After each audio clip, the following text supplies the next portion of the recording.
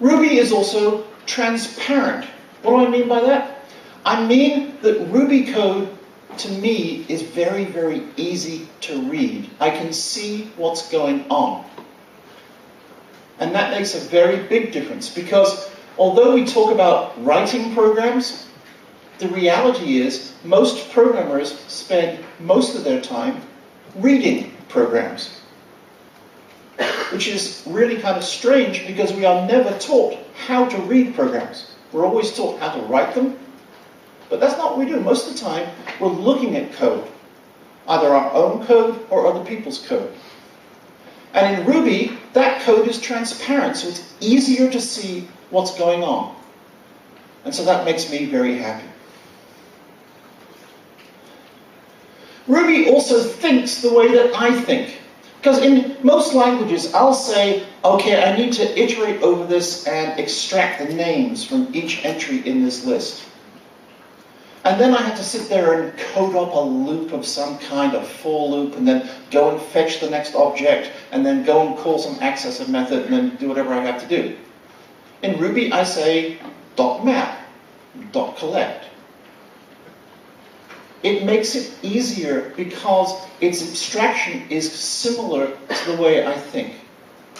And so I can just go from thought to code without having to go through another step of translating my thoughts into code. And that fluency is remarkably important. Now remember, we're talking about Ruby, why do I love Ruby, and we're talking about my children and why do we like my children. I don't know. There's another very important thing to me about Ruby, and that is it has nice parents. I view Matsan very much as the father of Ruby, and he's a very good father to this language. But he's not the only parent, because Ruby also has a very supportive community, the people around Ruby. One thing you hear all the time is that the Ruby mailing lists are the nicest mailing lists on the internet. People help each other, which is apparently unusual. I like that about Ruby, because I rely on these people. These people are my friends. These people, in the programming sense, are my family. These are the people I turn to when I need help. And you know what? I don't want to rely on people if I don't like them. I want to be part of a nice community. And with Ruby, I can be. So,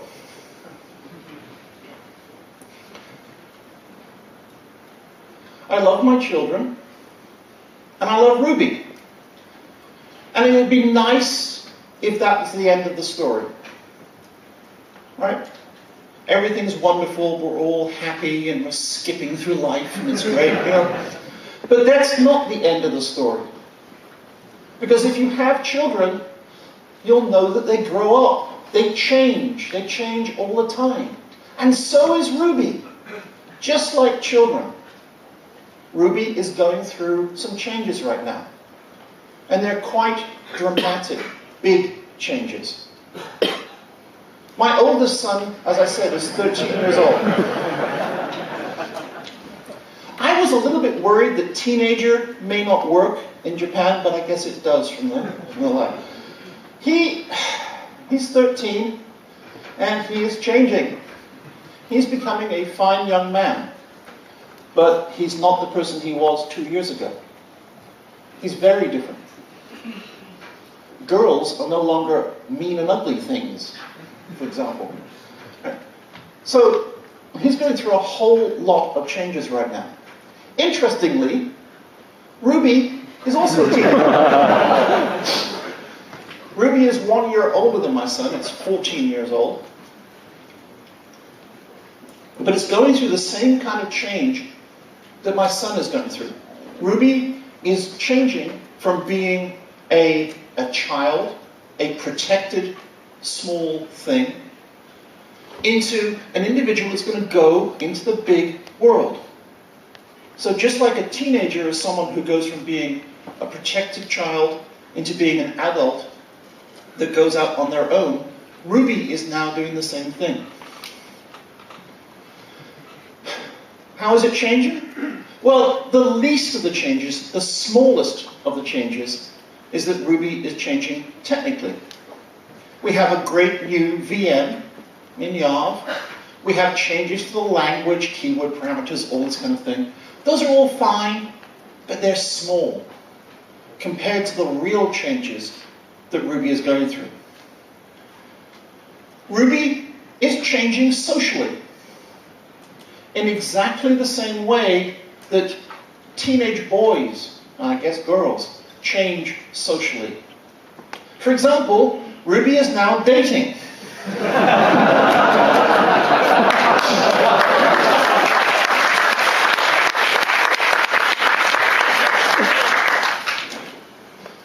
This is kind of worrying if you're a parent, because suddenly things are a little bit outside your control. What do you do? How, as a parent, do you manage this situation?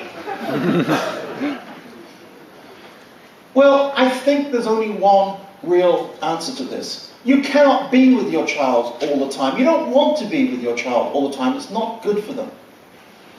So I think the trick is to give your child good values. Help them to understand right and wrong, good and bad. And then trust that they will apply those values. You can also give them advice. But as the parent of a 13-year-old, I can promise you, you can't do that unless they ask for the advice. You have to be careful not to push too much. Now, Ruby has values. Ruby has a lot of values. Here's some of them. This is something that Matt said, I think last year, when he was talking about Ruby and the underlying values of Ruby. He said, his idea of a good language is one that is nice to developers. It's a language which developers can enjoy using, which doesn't surprise them, that gives them what they need. Well, Ruby is certainly nice to me, so thank you, Matt, for that. Ruby has to be clear and readable, because, as I said, most of our time is spent reading code. It's very important that we can understand what that code does. And he goes to a lot of trouble to make Ruby into a very readable, easy-to-read language. Ruby has to be flexible and agile. And if you program in Rails, for example, you know that it can be. There's pieces of Rails code that are Ruby, but they don't look like Ruby. They've extended the language, they've added things to the language to make it do what they want. Ruby is incredibly good at that. ThoughtWorks, a large software company in the United States, who now offer support for JRuby, also took Ruby on about a year ago as their language to use when they were creating prototypes for customers. And they did that because Ruby was the only language they came across that let them rapidly put together domain-specific languages, DSLs, to express business ideas. And that's because Ruby is flexible and agile.